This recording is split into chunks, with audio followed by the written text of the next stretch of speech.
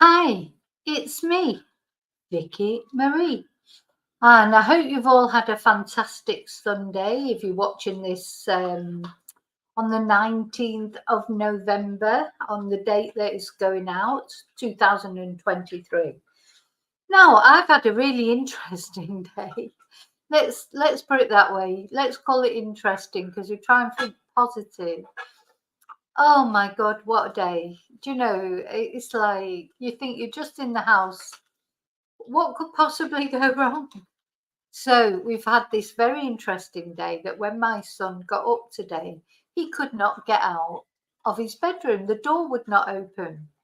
So, when you press the handle down, nothing happening. So he tends to get up quite late into the afternoon. He works online and he'll be up all night. He's always been a night bird. He'll be up all night and then asleep all day, or not all day, but he gets up sort of quite late into the day, and it works really well because that I'm more of an early morning person, so we don't get on each other's nerves as much as we might do normally. So anyways, got up. I was very chilled. I'd done a couple of videos. I was feeling oh, I'm just about to have some lunch. Next minute, he phones me from his room because, that's it. I had heard sort of the banging and thinking, what's going on? Phones me from his room, say he can't get the door open. So it took us an hour and a half to break in to his bedroom, because what had happened was, well, we're not really sure what happened, but when you press the handle down, normally the lock comes out. No, it wasn't coming out. So anyway, I won't bore you with the whole details, but enough to say to you, there was quite a few swear words from both of us. And bearing in mind, it's not like we're sort of like, I said to him I should have videoed it, because if I would have videoed it and put it on social media, it would have gone viral. It was hilarious. It's hilarious now looking back. It wasn't funny at the time. So he's stuck in his bedroom with the German Shepherd, bearing in mind they're both dying to go to the loo because they've been, it's like the morning time. They've been all night in there, hungry, tired. So my son's a bit like me, where he gets hangry, so when he's hungry, it's like forget it, you can't even talk to him. So a bit like me, I'm exactly the same. So, oh my God, if I tell you it was traumatic, you imagine an hour and a half. We've had drills out, we've had screwdrivers, pliers, you name it, we've had it. And we finally, I got the door open by literally removing all the wood around the lock and sort of, doing that. So the door's ruined. Basically, the door's ruined. And I nearly actually did do a live, because I was thinking, I'm sure there's some of you lovely people out there that will know how to get this door open. We've taken the handle off, we tried to put it back on, and we took it off again. As I say, there's been drills, there's been, you name it, it's been, anyway, finally, we did manage to get it open, which literally by destroying the whole door. So needs a new door. Anyway, also it's a little bit chilly. You can see I've got actually it's matching my dress, which is nice. I've got a little wrap around me. It's one of those Primani little blanket things just to wrap around me to keep me warm. It's a little bit chillier today. I mean, when I say chilly, it's 17 degrees, but it feels chilly in the house. So I had this traumatic day. I nearly didn't do the serial killer Sunday. I'd already decided that I was going to do the Suffolk Strangler, but I don't know loads about the Suffolk Strangler. So I mean, I have done quite a bit of research now. I did have a couple of hours to do some research, but not the research that I was planning to do. You know, normally when I don't know much about a case, I do like to sort of watch quite a few documentaries and, you know, get an idea of anything. Anyway, I hope you enjoy this. I decided I'm going to do it because I know people look forward to the Serial Killer Sunday, and also I look forward to talking to you all as well. I didn't want to not do it, cancel it, but I'm doing it earlier for that reason, because literally after this is finished, I'm going to have something to eat and I'm going to bed because that was a traumatic day. I can honestly say that was a traumatic day. God knows what the neighbours thought, because they will have heard banging, drilling, swearing, shouting, you name it. Can you imagine? Oh my God. Oh dear me. Anyway, so what I'm going to do first of all is say hello to everyone. Oh my God. So I've turned the comments off while I was just into it because I didn't want to get distracted. And there's actually 50 comments on there now. Okay, so let's go up to the top. Hi, Chumba. Hi, David. Hi, Princess. Hi, Heather. Nice to see you. Hi, Gail. It really has been traumatic. Well, you know what, David? I did think of you. I thought, oh, if I go live, I bet David will know how we can get him through this door. Hi, Mal. Hi, Desi. Yeah, come on a bit earlier. I think that works better as well. Perhaps, I don't know. Oh, look at that. I knew David would know about it. Well, we have lived here over 20 years, and my son is in and out of, you can imagine, he's in and out. And the thing is, I think the problem is because of the dog situation, he can't just come out and leave the door open. The door has to be closed always, opened, closed. So I think that is what's happened. It's basically just worn out. I think that's basically what. And to be fair and to be honest, it's been going for a while. It's been getting, you know, we should have addressed it earlier, but you know, like you do, you always think, oh, do that tomorrow, sort that out tomorrow. So apparently what happened, now I do remember in the middle of the night or early hours of the morning, sort of time that my son goes to bed, hearing all this banging. I mean, it is actually, it's funny now. It wasn't funny at the time. Believe me, it wasn't funny at the time. But I remember hearing him banging the door, and I was thinking, what the hell is he doing? Well, apparently, as he tried to go to, you know, as he was going to bed, he tried to come out to brush his teeth or whatever, and it wouldn't open. So he kept coming back and trying it again. And in the end, he just gave up and he thought, oh, I'll sort it out tomorrow. So he knew really that when he woke up today, it would be broken. But I don't think he thought that it would be like quite so dramatic. And there was one point, I must tell you about this. I'm sorry if you're waiting for the Suffolk Strangler story, but I've got to tell you about this. At one point, he's inside. So bear in mind, he's inside. There's no way you can get out. Well, you could get out the window and drop down to the patio at the back, but it's really high. And we were sort of discussing that. I was passing him things from the bathroom window that were like in a bag hooked onto a broom, passing it over like a screwdriver or, you know, pliers or something that we thought might help. And then at one point he was saying to me, screw in, get the drill and screw a hole through, and he was going to put a wire through the hole. Anyway, he's saying, so I'm saying, well, where do you want me to drill this hole? And he's telling me where and that.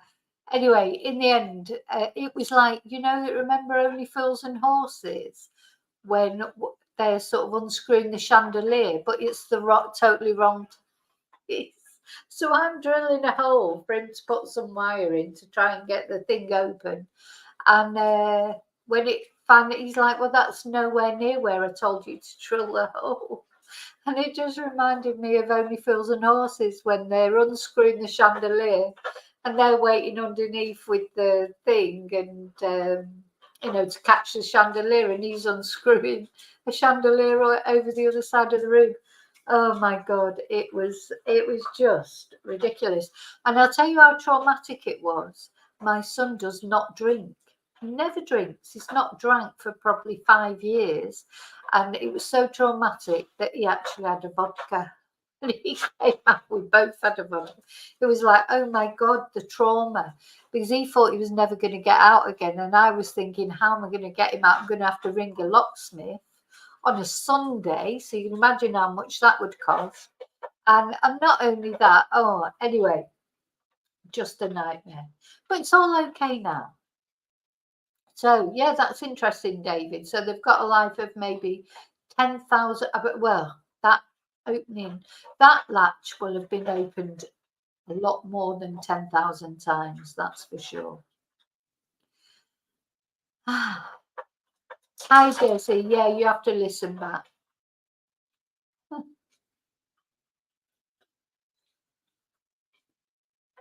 Well, it's happened once before with my son years ago. It seems to have happened more with him. I mean, the thing is, we have to mess about with the doors sometimes because of the dog. But I think what David was saying was true there. I think because every time my son has to come out of his bedroom, he has to lock the door. Well, not lock it, but shut it again, and then open it again when he goes in to make sure the dog doesn't get out. Like, before we had all these dogs, and because we have this problem with the dogs, they don't get on well together, so we have to keep them separate at all times. Well, before that was a case, we would have just left it, you just come out your bedroom and leave the door open. You wouldn't have to think that you've got to close it, but you've got to close it, make sure it's closed. So I think that's the problem. Oh, thank you, Desi. Oh, a hacksaw blade through the brass keeper if it happens again. Towel around the blade. Yeah. Anyway, he's fine now, but probably need a new door, that's all. But anyway, we've worked out a way we can still close the door and lock the door. But anyway. So, hello everyone who's here. Thank you so much, all my subscribers, all you that are not here necessarily in the chat, but that are watching at home. Thank you. Thank you for liking, subscribing, watching my videos, and thank you. Special thanks to my members, and a special thanks to anyone who has bought me a Ko-fi, sent me a super, PayPal'd me, emailed me, supported my channel in any way, shape or form. Thank you so much. Now, so we're going to talk tonight about the Suffolk Strangler. First of all, we're going to look at where Suffolk is, because as you know, I'm not brilliant at geography, and so even people who live in the UK, well, Suffolk is in the United Kingdom, and I'm just going to read a little bit from Wikipedia about it. It's a county in the east of England, East Anglia, bordered by Norfolk to the north, the North Sea to the east, Essex to the south, and Cambridgeshire to the west. And Ipswich is the largest city around there. Okay, let's just have a look. So if this is the UK, this is Suffolk. Here, just let me make sure you can see that. I think you can. Yeah. So that's where we're talking about. That's the area that we're talking about. I've never been to Suffolk. I've never been to Ipswich. That's a place that I have never been to. And this guy, Stephen Wright, that's what he was sort of nicknamed, the Suffolk Strangler, just because his crimes took place, obviously, in that area. Now, he's an interesting character, as they all are, these Hi, Gail. They all are nice. These, sorry, not nice. They're all interesting. These serial killers, aren't they? Because we all want to know what makes them tick. That's why we're fascinated with them. I think it's not because we want to be serial killers. We're sort of fascinated with them because we wonder what makes them tick. We want to know, why do they do these things? We want to understand. And if you're a woman, maybe you want to protect yourself from getting. I don't think you can protect yourself. Honestly, it's a bit depressing. But this guy, he's another one who walks amongst us. He was really, to all intents and purposes, quite a normal guy, popular.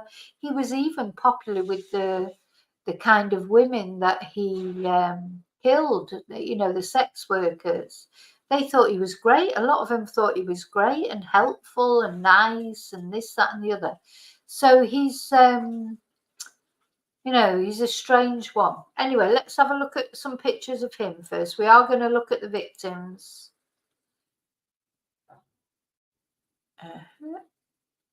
Gosh, as usual, I've got loads of windows open, so I just have to have a look.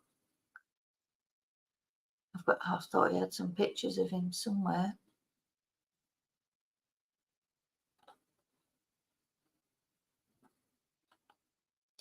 Okay, let me just look up here.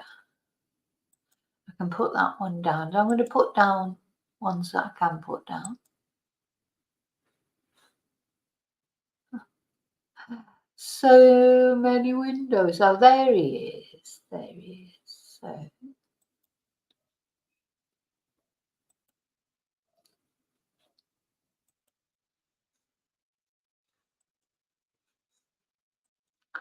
Okay, so let's have a look. This is the guy, Steve Wright. This was him when he was young.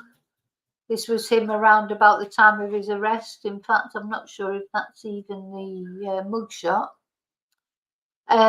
These are his victims. Now, he's been accused or convicted, if you like, of 5 murders.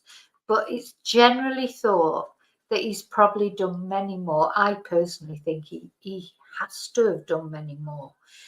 Surely the police can match DNA to other victims, unexplained murders or missing people that have been found. Surely he must have done more murders, because, well, you'll see, he did not start until he was well into his late 40s. And the only people that he's been convicted of murdering, these 5 girls that we're going to go through their names in a moment,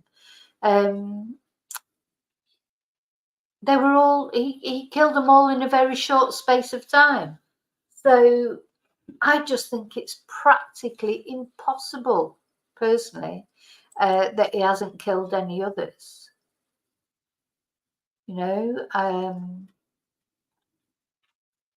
I just can't believe it.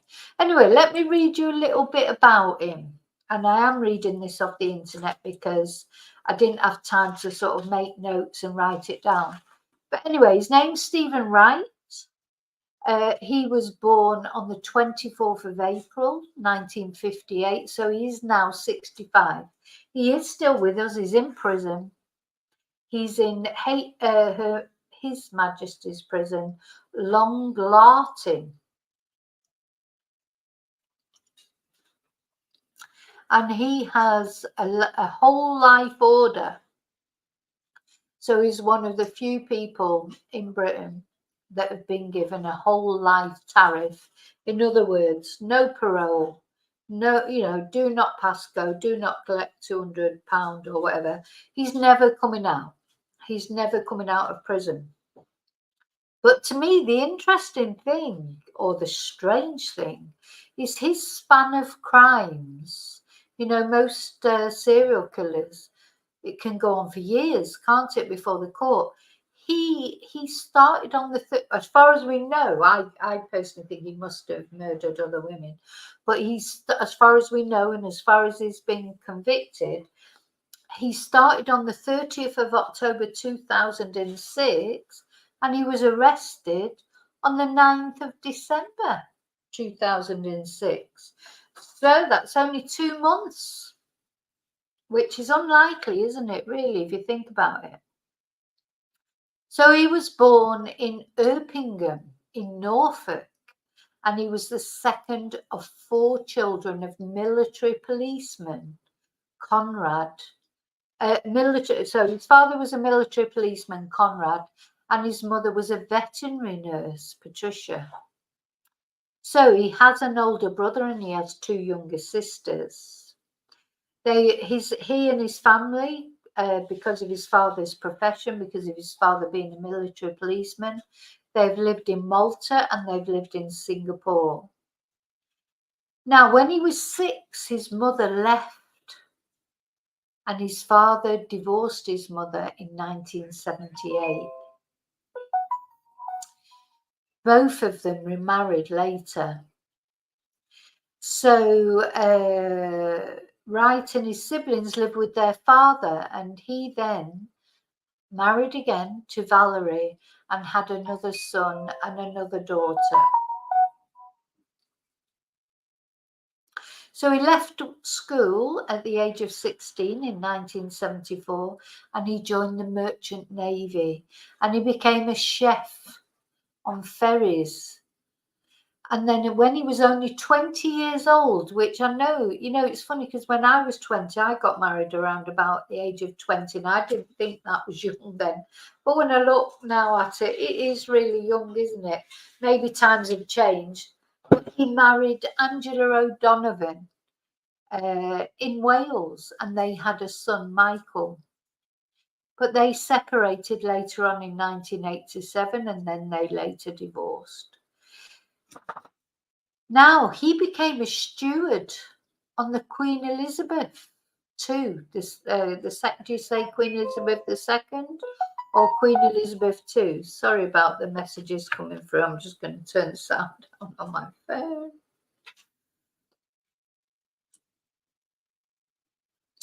Let me just turn the sound down.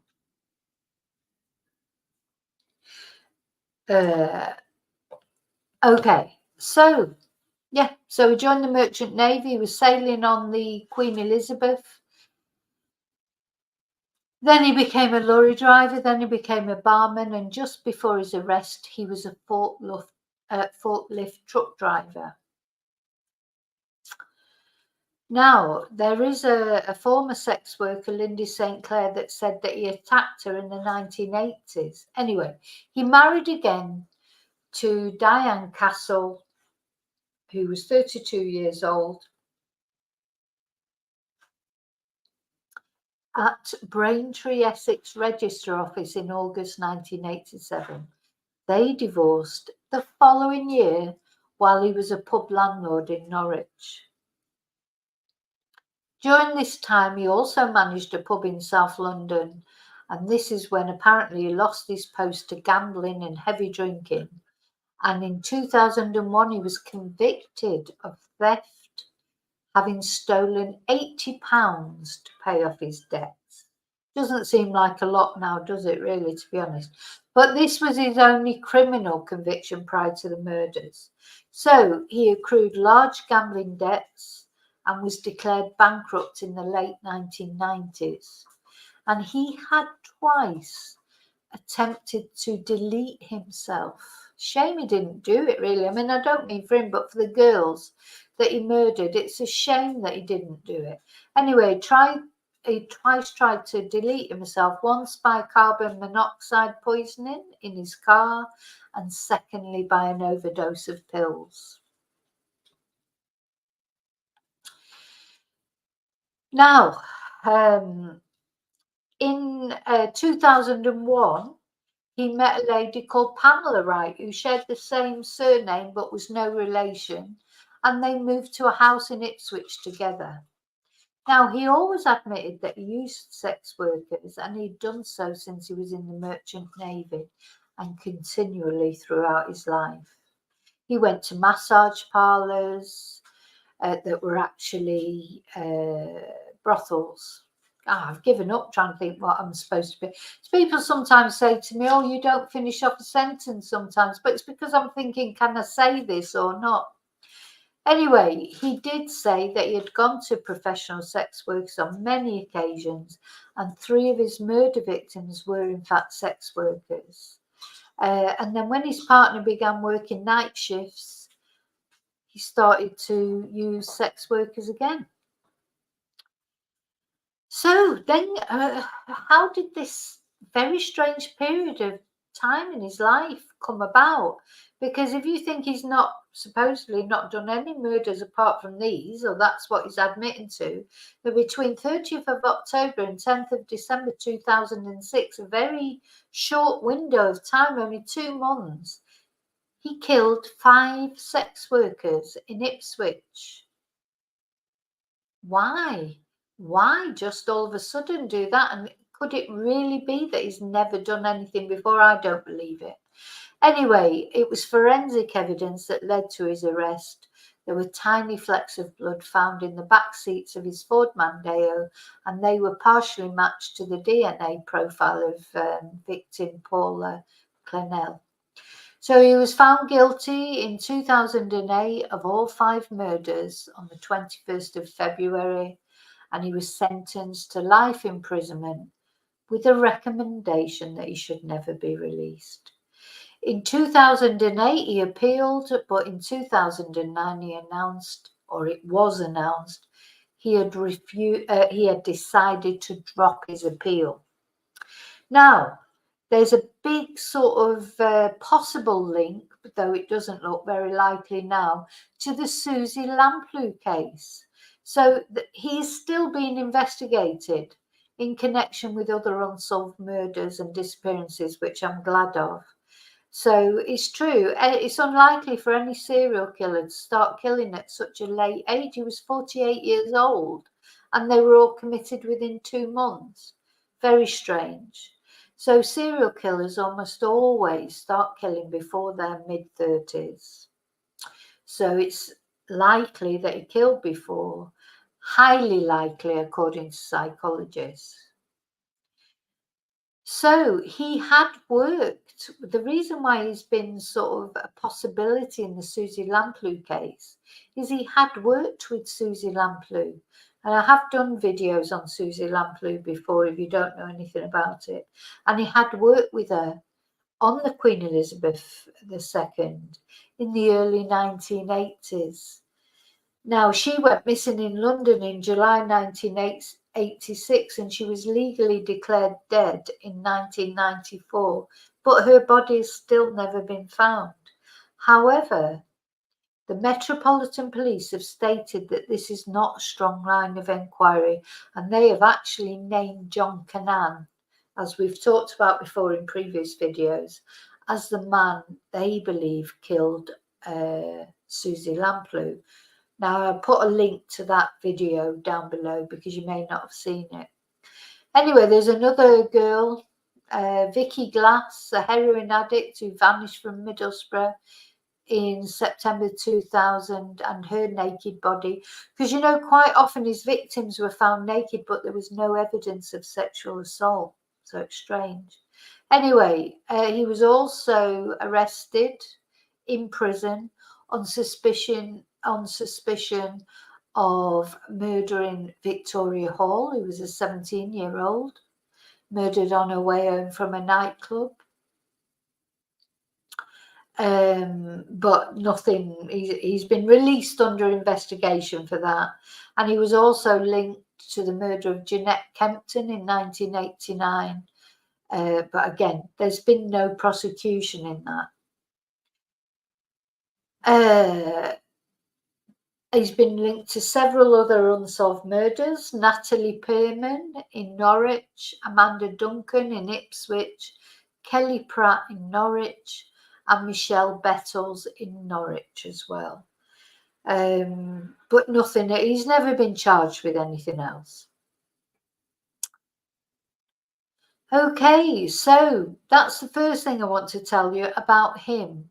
What we're going to look at now, I just want to tell you about the victims. Let me just cut that can't. Just want to say hello to everyone again. Just make. Hi, Happy Days. You knew Michelle Bettles. Hi, Michael Ward. Oh, poor, yeah. What do you think about it? Happy Days. I'm just making sure I haven't missed saying hello to anyone. Yeah, Michael. I said hello to Michael. Ocean. Hi, Ocean. Hi, Bad Fairy. God.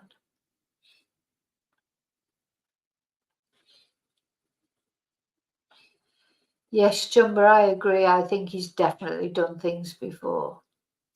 Okay, so let's go back now. We're going to look at the victims now. Or I'm going to talk about the victims now.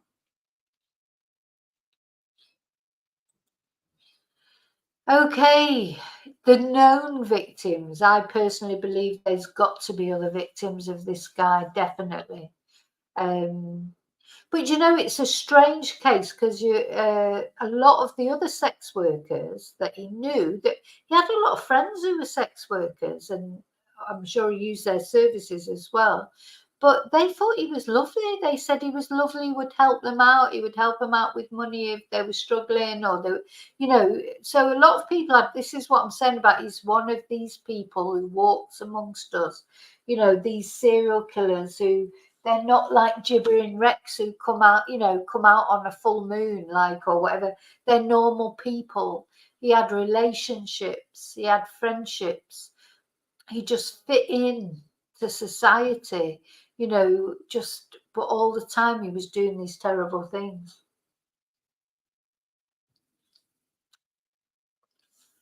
Okay, let's go through the known victims. Tanya Nicol, 19. From Ipswich, she disappeared on the 30th of October. When they say the 30th of October, what year, I wonder? Is it the same year?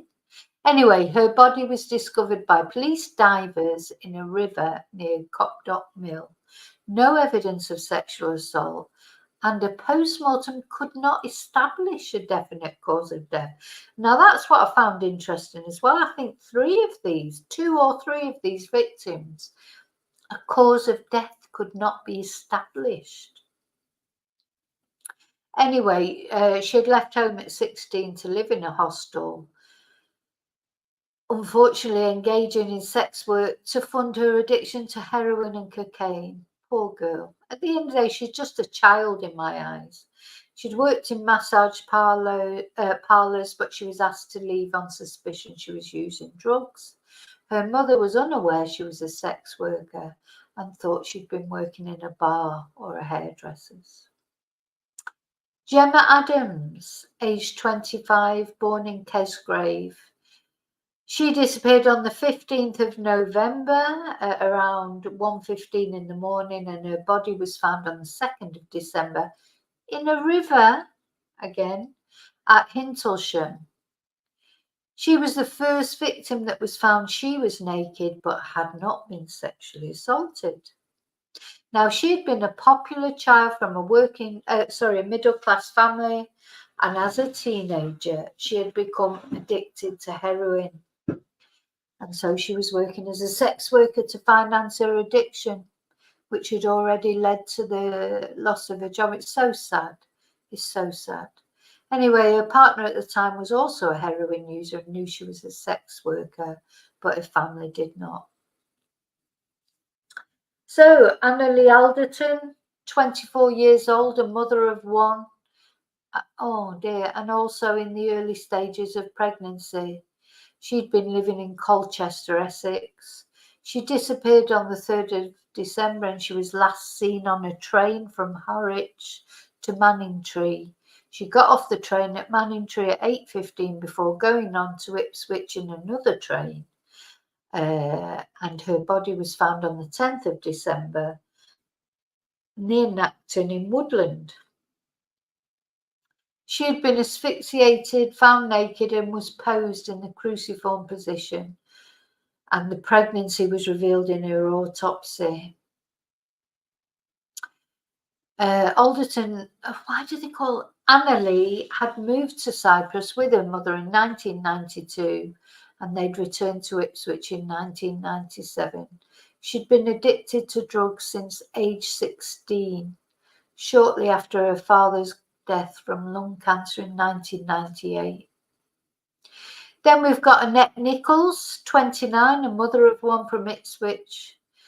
Initially thought to have gone missing on the 4th of December, but apparently she actually was last seen on the 8th of December in Ipswich town centre. Her family reported her missing after being concerned in the news because of the news of the other murders.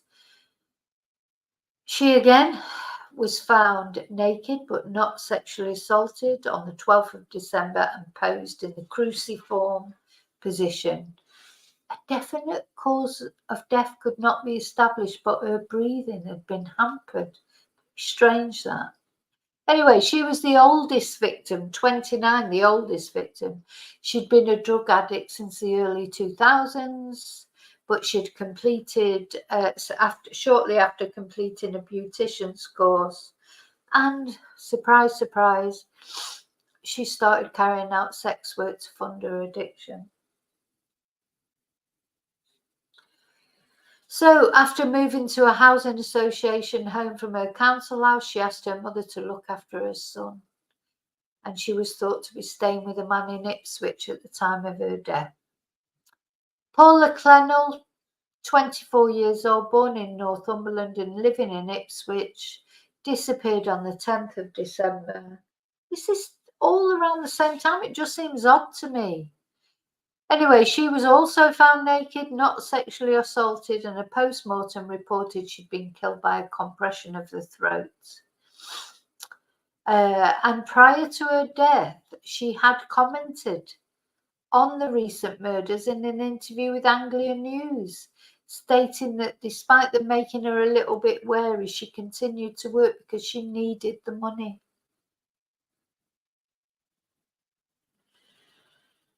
Okay.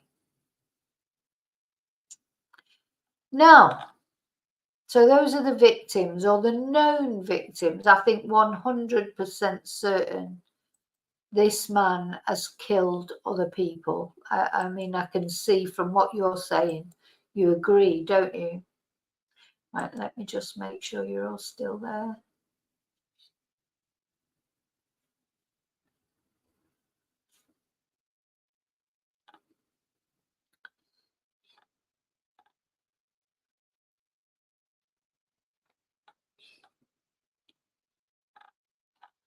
Okay.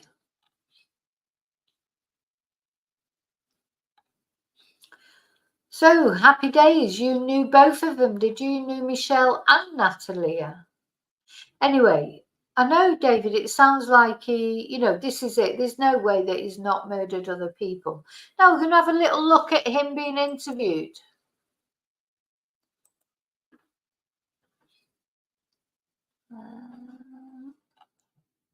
So let's have a look.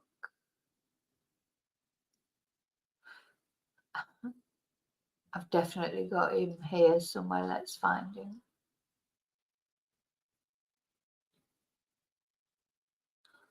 Hang on. I need to put some windows down.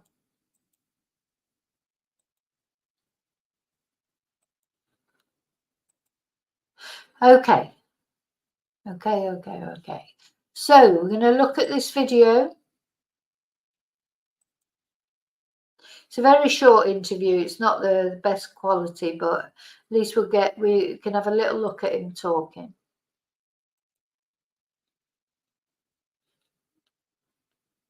Let's put it back to the beginning.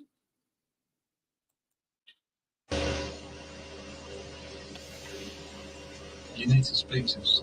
You need to tell us what was going through your mind at the time.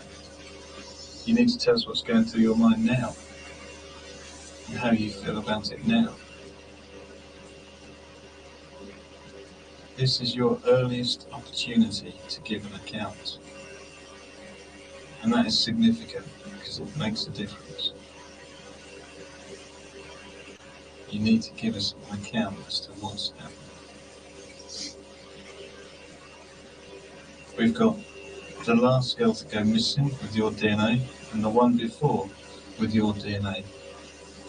Both on their naked bodies. How can that be? No comment.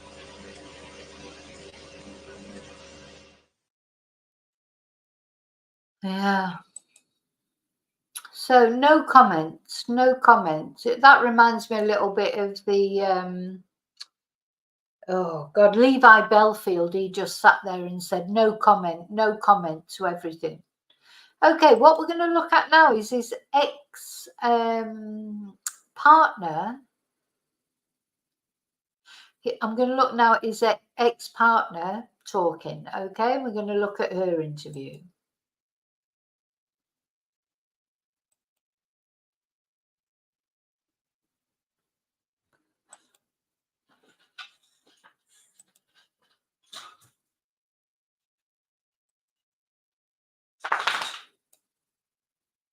For more than a year, Pamela Wright visited her partner in prison, confident of his innocence.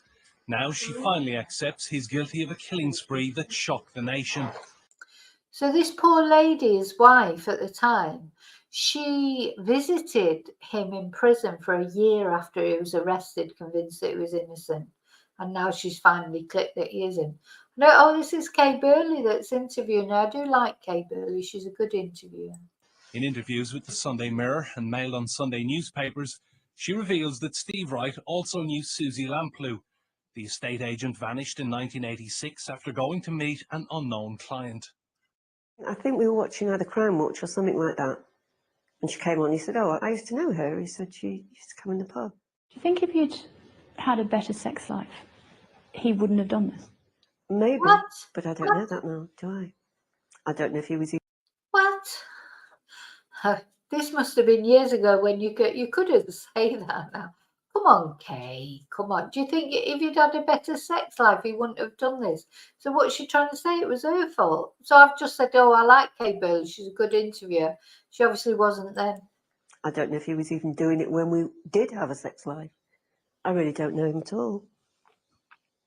His family paint a picture of a man scarred by a violent father who had himself been abused and in turn passed violent tendencies onto his son. Whatever. I was there. He was beaten a lot by his dad, and his dad had also come from a violent home where he was beaten as a child. Yeah, well, do you know what I think of this load of shite? Sorry, because what they're saying is, so how many people would be, in those days, and not so much these days, but everybody, that what people talk about now, I'm not saying it's right or wrong or whatever. I'm just saying that's the way it is. Years ago, people were smacked, beaten, caned. In my school, where at the school I went to, people were caned, or the ruler on their hat. And I'm not saying that's right. It's not right. It's terrible. But that's what happened. So what I'm trying to say is it wasn't unique to him. It was probably, the same for everybody. And most people who have had that sort of treatment, they do not turn out to be serial killers. That's no excuse, but I don't know if you can call that understandable. But he used to beat the boys, and when I say beat, I mean beat the boys. And he used to beat me to the point where he almost killed me one time, and that's when I left. In a letter Wright sent to his father from prison, he wrote, "Whenever I get upset, I tend to bury it deep inside, which I suppose is not a healthy thing to do, because the more I do that, the more withdrawn I become, because I've seen too much anger and violence in my childhood to last anyone a lifetime." Pamela has pledged to visit Wright one last time and ask him to admit his heinous crimes. As Wright's whole life sentence begins, his family will be left to figure out how someone they knew and loved could have turned into a serial killer. I think they will feel deeply confused, very bewildered. They may blame themselves. There will be a huge element of shame. I think it's going to be very hard for them. Very hard indeed. Yeah, now For we more than a know year, Pamela Wright. it's very sad, isn't it? Very sad for his family, his children, especially. You know, how are they coping with that? Are they still seeing him in prison? I don't know. Very difficult. So my heart does go out to them as well. Hi, Rio. I know. Can you believe that she said that? Rio, is it still going on, the Formula One? I know there was a load of problems with it today because I saw it briefly on the news. Well, you don't have to watch it, you know. Wasn't there a load of thing with the Formula One that it couldn't? Anyway, I don't know. It couldn't go on or whatever. Okay, now, what I want to tell you about now, which a lot of you may have heard of. So, the good thing is he's in prison. He's not coming out. He's given up appealing against prison, against his sentence. So that's the good side of it. Now, maybe it's going to come out that he's committed more murders. Some of you, you know, I always like to find something a little bit different. Oh, I want to read you this first, and then I want to tell you something that you probably will not know about this case. In fact, that I'm certain you won't know about this case.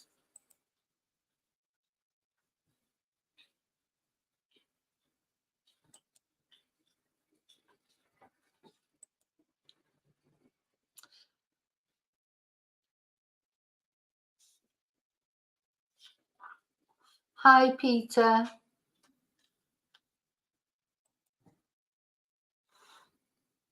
Okay, so let's just have a little look at a bit more about his life, and then I want to tell you something that I think you won't know about this case, or maybe you will, but there's always, whenever there's a strange case of a serial killer or any sort of true crime, there's always an aside to it. There's always something even more strange, you know, or additionally strange or extra strange. So let me just, so this article in the Express is The Secret Life of the Suffolk Strangler. So here he is. When he arrived at the Setford Golf Club for the pre-Christmas tournament, Steve Wright looked his usual quiet self. He parked his blue Ford Mondeo, said hello to his fellow regulars, and then he played a round of his handicap of 16.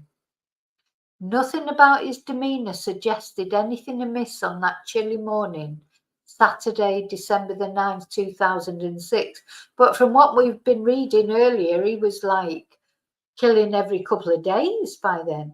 The former QE2 steward had murdered in cold blood barely 12 hours before his appearance on the golf course near Ipswich, and some 36 hours later he would do it again.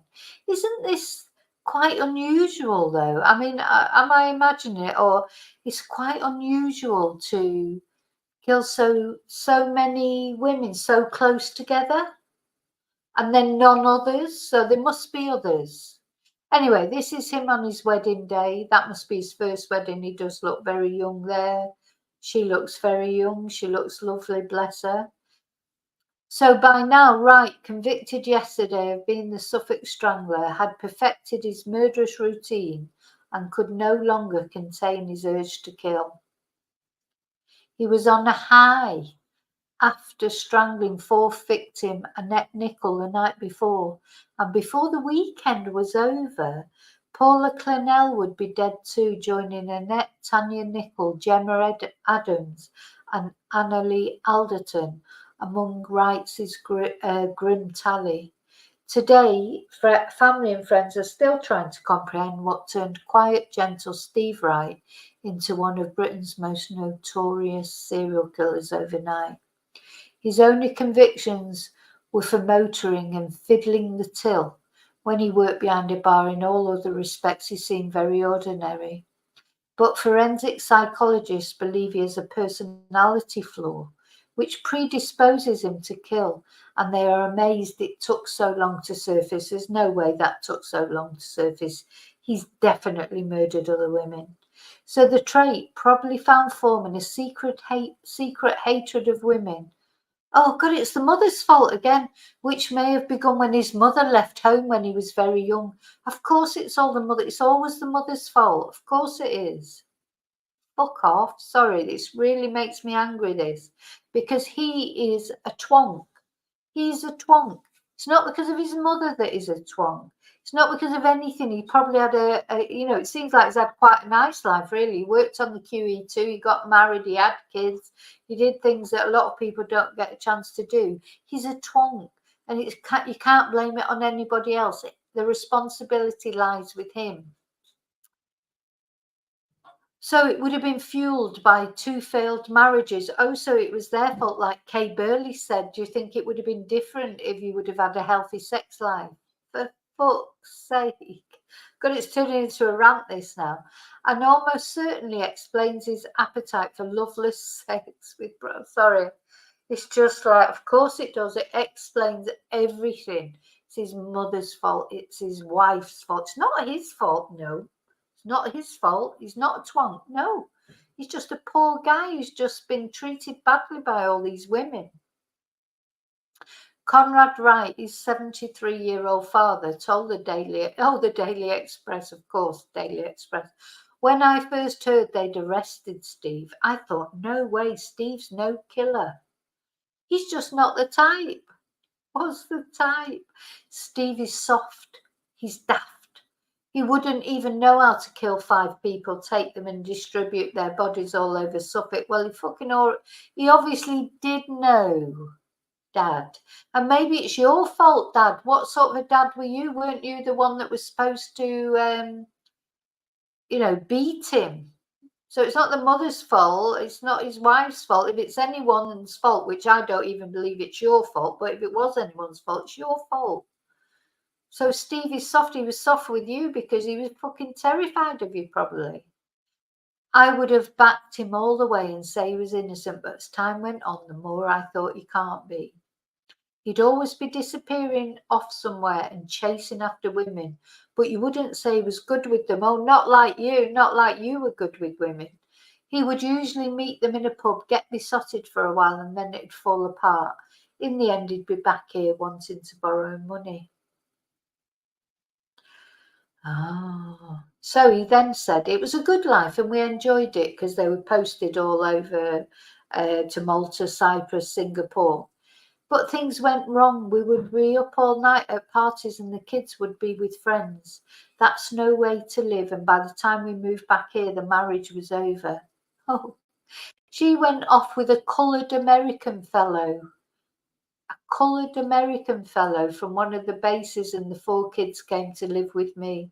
They settled in Felixstowe and Mr. Wright married his babysitter. Oh, how strange. How strange that he married his babysitter, Valerie, but again unhappiness followed. Children always want their mother, not their stepmother. They didn't get on with her and she never liked them. I was caught in the middle. Oh my God. So he's obviously, this twonk has obviously sold his story. This is the father of Steve Wright. He's obviously sold his story to the paper and he's, oh God, it's a shame for him, isn't it? I don't know about you, but I feel really sorry for him. Not. So Patricia, who moved to America and hardly saw her son afterwards, said the marriage became increasingly violent. She said that Wright became withdrawn because of his strict father, and although she tried to obtain custody, she was refused. Now, she was probably refused because she'd gone off to America, or maybe because she was with a coloured man. I don't know. Anyway, Wright left school with no qualifications and worked as a hotel chef before joining the Merchant Navy. He met first wife Angela through a mutual friend and they married in her native Milford Haven in 1978, having a son Michael together. But the marriage hit the rocks after he joined the QE2 in the mid-1980s and spent months at sea.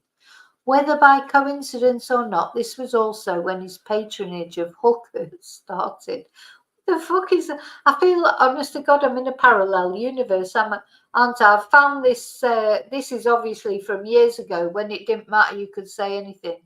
A former colleague said we would all go ashore for the evening, of course, but while we went drinking, he went off looking for brothels.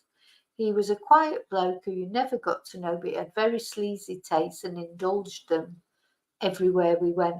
Well, I'll tell you what, where they want to look for his other victims is wherever he went looking for brothels, because he will have definitely done something there.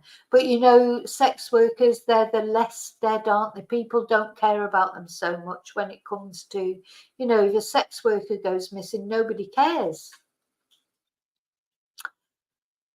Hey. Anyway, while on the QE2, he appeared in a television documentary chatting up a prostitute in the Thai sex mecca of Pattaya. And he was introduced by, oh God, I don't know where that is. I hope they've got video of it. He was introduced by travel veteran Alan Wicker. Do you remember that? Wicker's World. And apparently the film shows him briefly bare-chested with his arm draped around the girl while she gently strokes his face. I'm going to look for that in a minute. So he also knew Susie Lamplugh. So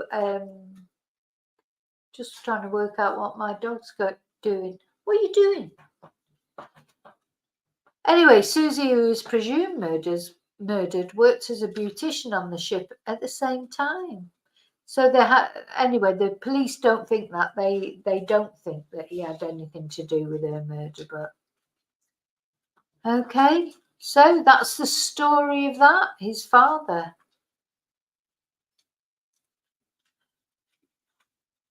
What?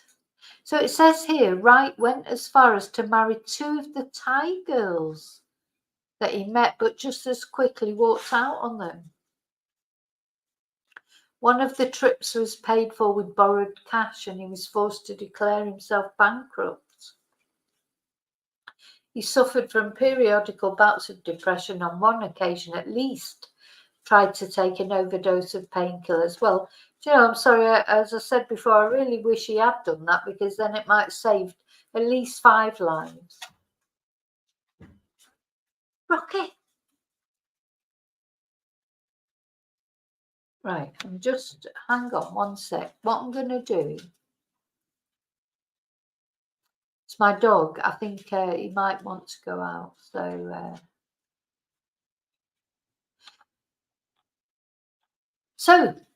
that's the story. I mean, I'm just probably you're a bit gobsmacked by that, just as I am. That's obviously. Let's have a look from that. That article was from. Just incredible. Oh, it's 2008. So thank God we've moved. You know, when people think we haven't moved on, we've moved on from 2008 at least. Thank God for that. Dear me, dear me. Now, the thing that I want to tell you about,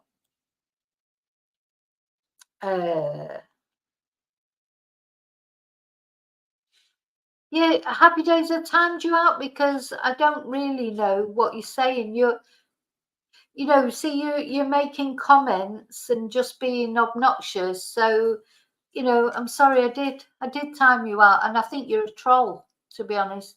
You're not even a real person. Who are you? So that's why you're out, because you're saying like negative things. If you don't want to watch, just fuck off and go and watch somebody else. I don't believe what you're saying, that you knew the girls or that you knew anything. You don't know fuck all. You are a troll. I know you're a troll. So just fuck off and go and watch somebody else. If you don't like my channel, go and watch somebody else. Why are you even here? Why are you even here? Bye. Bye. Don't bang your head on the way out.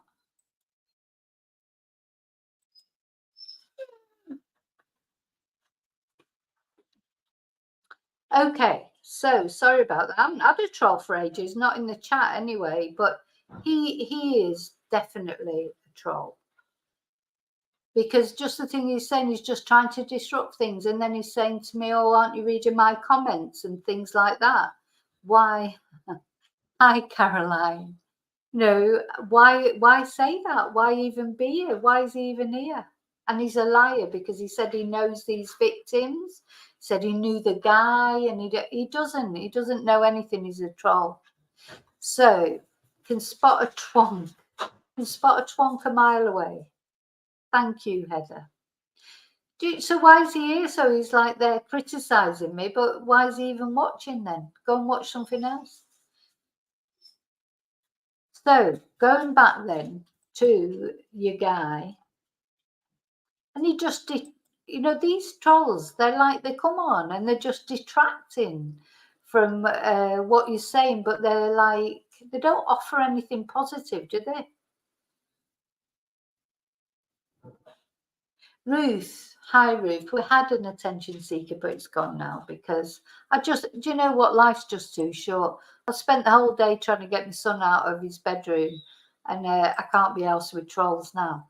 Now, what I want to talk to you about now, it's a very strange thing that I did not know, which is somebody else was accused of being the Suffolk Strangler. Now, maybe some of you who knew about this case at the time, but I don't remember this at all. But let me show you this. As I was researching this, and if he, anyway, never mind. I can't even be bothered giving him any headspace at all. So there was a guy who was accused, mistaken identity, accused of being the Suffolk Strangler, but he wasn't the Suffolk Strangler. But the picture was the first picture that was brought out, you know, the first recognised picture.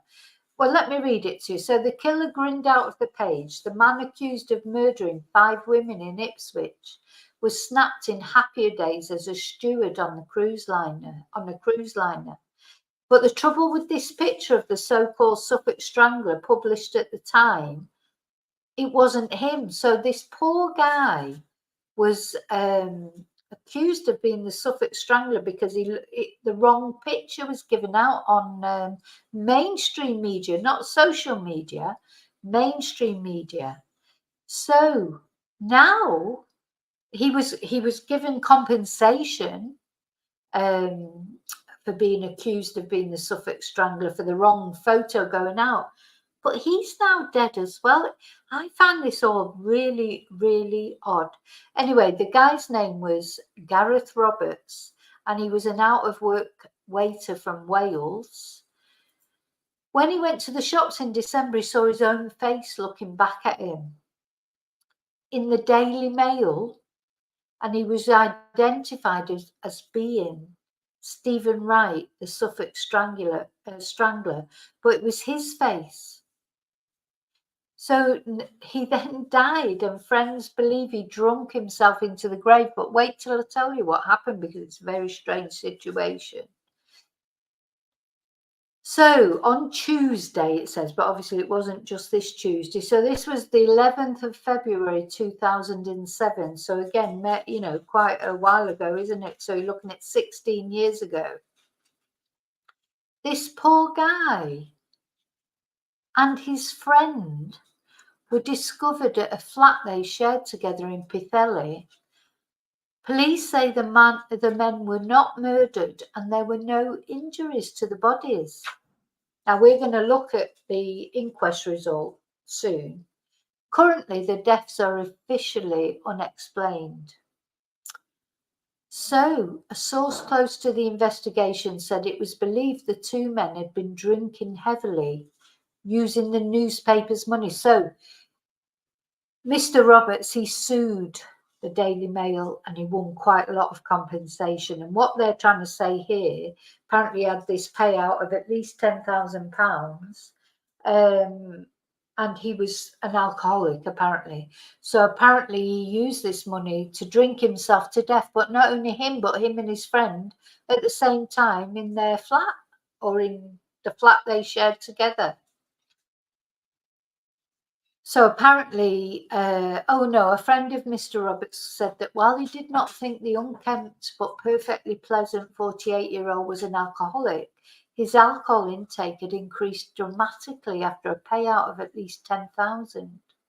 Now he was working as a very young waiter on that QE2 where Steve Wright was working when he joined in a group photograph on New Year's Eve in 1976. He stood behind another man, smiling with his hands in his pockets, dapper in a bow tie and uniform, and among the other ship's stewards caught by the camera at that moment was Steve Wright. The two men were both teenagers working on the same ship, but they barely knew each other. So 30 years later, Wright was arrested, of course, for the murders of the 5 women. And the Mail got hold of this picture on the QE2 and they cropped it. They were intending to show just Mr. Wright, but the young man whose face they in fact printed was actually Mr. Roberts. So they basically put the wrong photo in the paper. So they cropped the photo to try and crop the other people out, but basically what they did was they cropped Steve Wright out and ended up putting a picture of Mr. Roberts up. So he's now 47 and divorced. He'd recently moved to Pwllheli. That's where his local shopkeeper picked up a copy of the Mail and told him, your picture is in the paper. So you can imagine how that was for him, because everybody thought he was this killer. So by then, he was living apart from his family at a flat owned by somebody else. And the other body found at the Masonette was that of Ian Stedham, 43. And he had also recently split up from his wife, Maureen. And she said he'd been a wonderful father who kept in touch with their 3 daughters.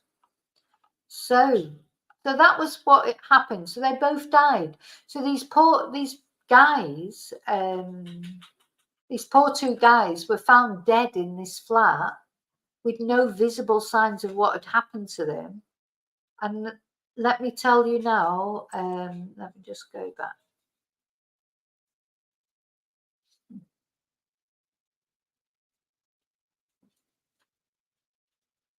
Oh. Yeah, we don't put up with trolls, do we? Anyway, I'm giving a bit of headspace to it, and I can't do that. I'm not giving them any headspace there. They don't want to be. I just don't understand why you would go and watch somebody and join in the chat just to be a prick. You know, why? Go and watch something else. Go and join in someone else's chat and be a twonk. Don't join it. You know what? I'm too old. I'm too old to put up with shite like that. I've been, you know what I mean? It's, I just can't be bothered. Life's too short. And I'm sure you feel the same, man. Life's too short. You just be you. You just do what you want to do. And if people don't like it, they don't like it. And the people who do like it, they'll be with you, whatever you do. So that's it. You know, as long as you just got to be true to yourself.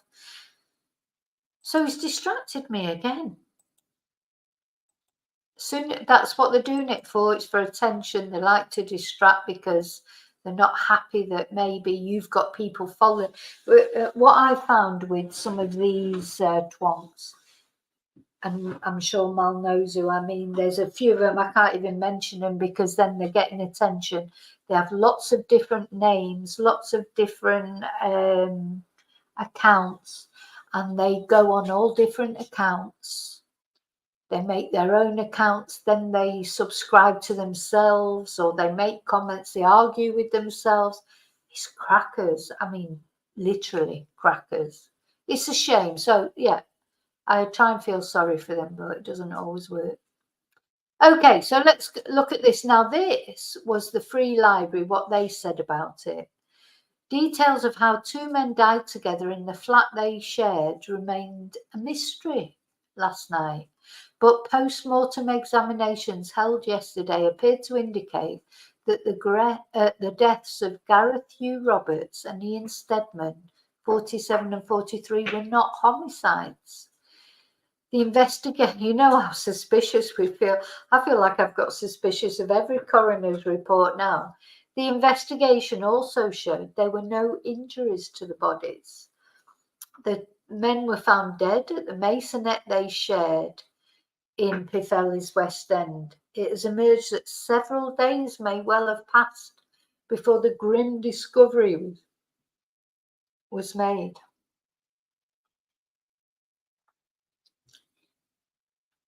Police confirmed last night that the deaths were still being treated as unexplained, but not as suspicious at this stage. So post-mortem examinations were conducted by Home Office pathologist Dr. Brian Rogers. Anyway, and an inquest into the deaths has been opened. So no cause of death established. It looks like it isn't a homicide. Hopefully the toxicology tests will provide answers. And Mr. Jones added, see, this is what I thought as well. It's out of the ordinary for two bodies to be found together. And they said that they'd ruled out carbon monoxide as a contributory factor, because that's a likely thing, isn't it? Find two bodies in a flat, you think maybe it was carbon monoxide.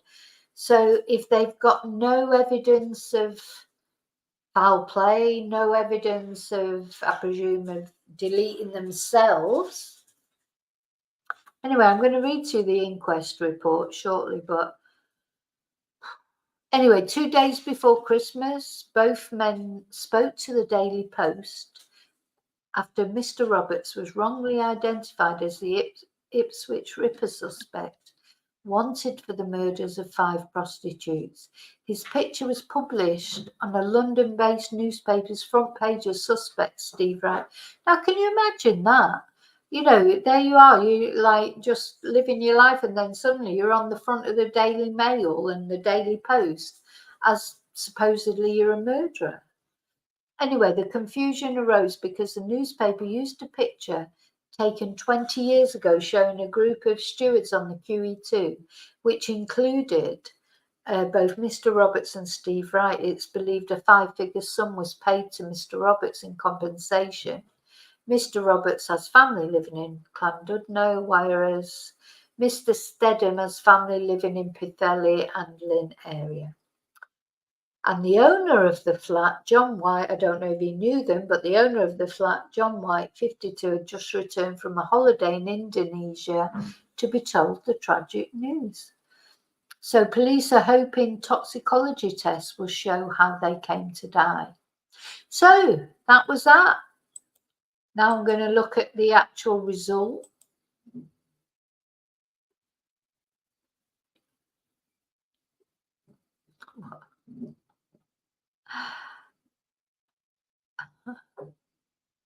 Okay, so let's have a look at the result of the autopsy.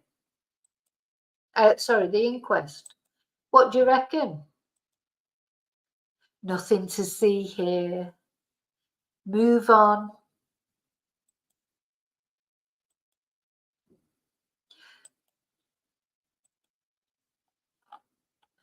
So they drank themselves to death, apparently. 2 men drank themselves to death after one of them received a payout for being mistakenly identified as a murder suspect, an inquest has heard. Now, honestly, I don't know about you, but I just think, how do 2 people drink themselves to death? What coincidence. I mean, maybe they did, I don't know, it just seems odd to me.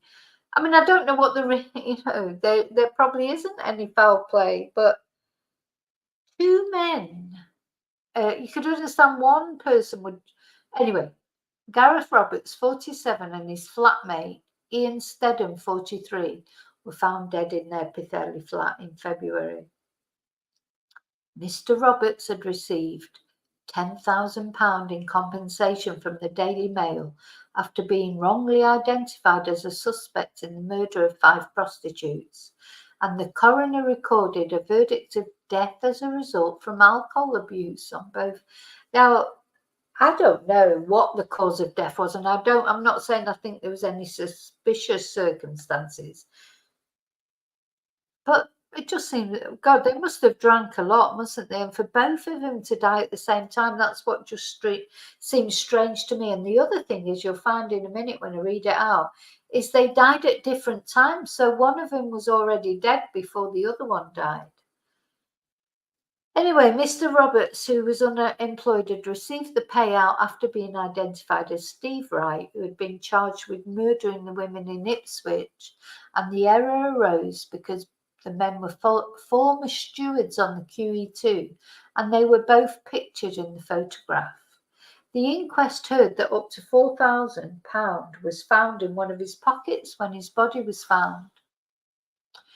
And the coroner believed that he and Mr. Stedman, also jobless, were in the process of drinking their way through the money. I mean, it's possible. Their death is the result of heavy drinking over a prolonged period, he said. These deaths follow a pattern which has become more common over the last 3 to 4 years, where it has become increasingly noticeable that men in their 40s and 50s are drinking from days on end. When was this? This was 2007. The two men had not been seen for some time before they were discovered by the police on the 6th of February. And Home Office pathologist Brian Rogers told the inquest that Mr. Roberts probably died at least a day before Mr. Stedman. But he believed Mr. Stedman may have been unconscious during that period. There were signs that he'd been unwell. He may have been ill in bed and unaware that Mr. Roberts was dead downstairs. I don't know, it just seems odd, doesn't it? Or is it, what is, gosh.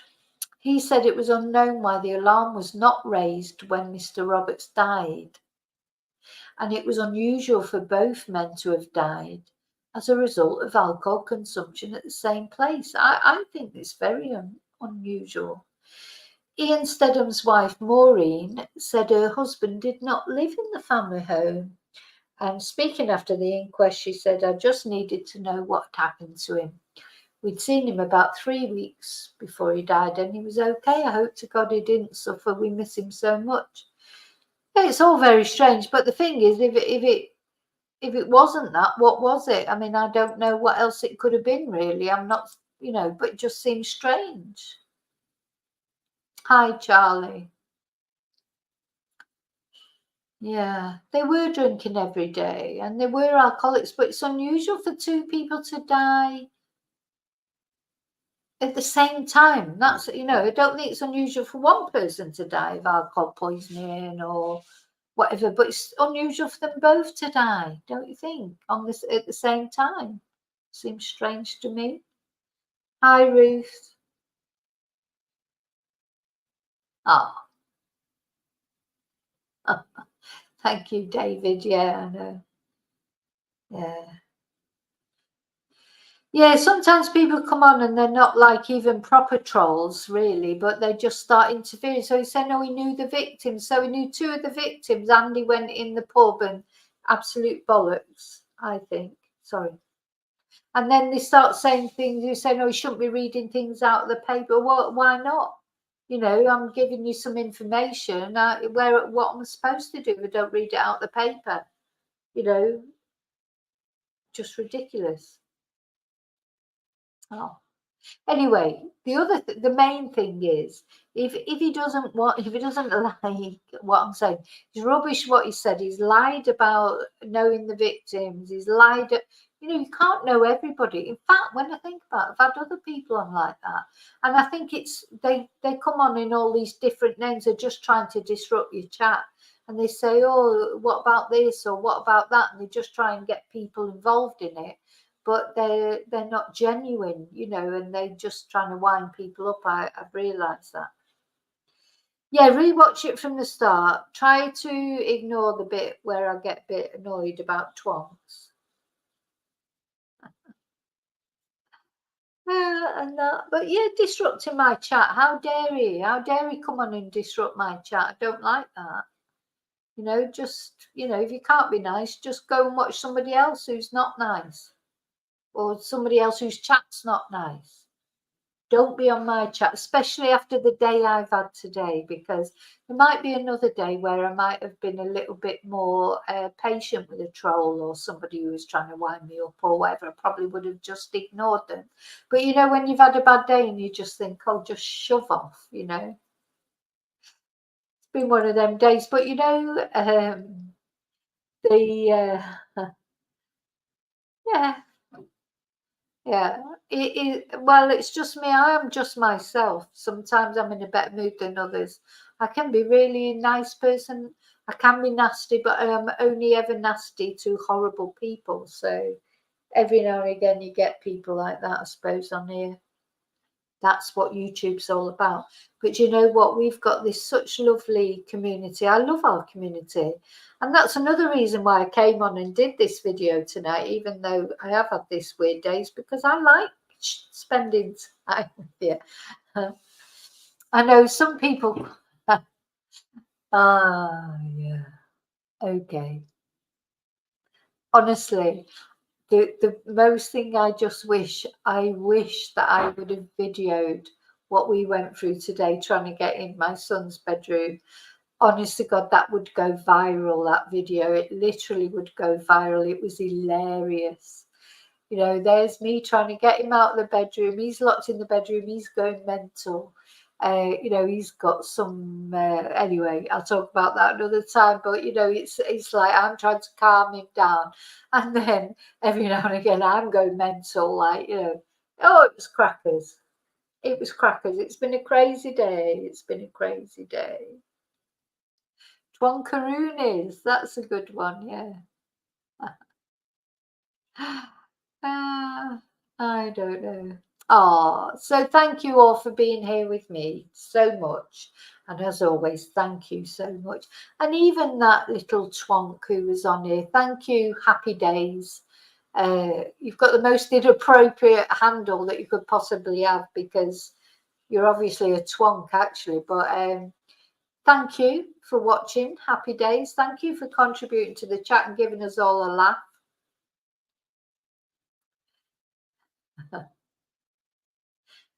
No, that's it. Sometimes I think, I mean, don't get me wrong, it's not my channel, David. It's all our channel.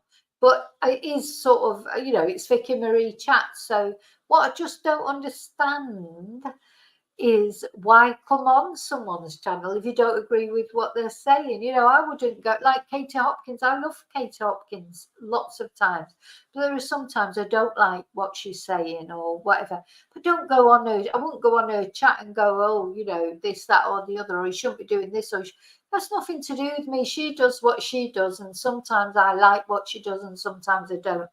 Like any other YouTube channel that I follow, I don't like everything they do, but don't go on there and moan about it. Just let them get on with it. And then, you know, there'll always be someone who likes what you do and someone who doesn't like what you do. So what I do is just what I think.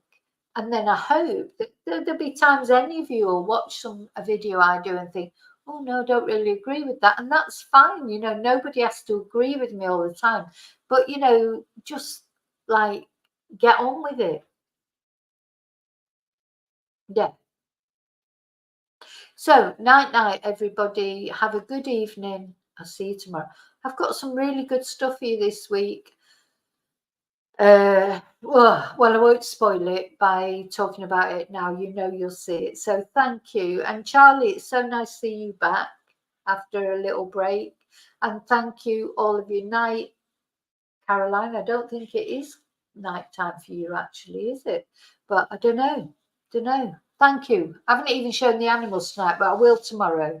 I'm going to go, I'm going to go and lie down in a dark room after that weird morning that I've had, or afternoon that I've had. And I hope you're all well. Hope you're all good. I think about you all. Honest to God, I literally do.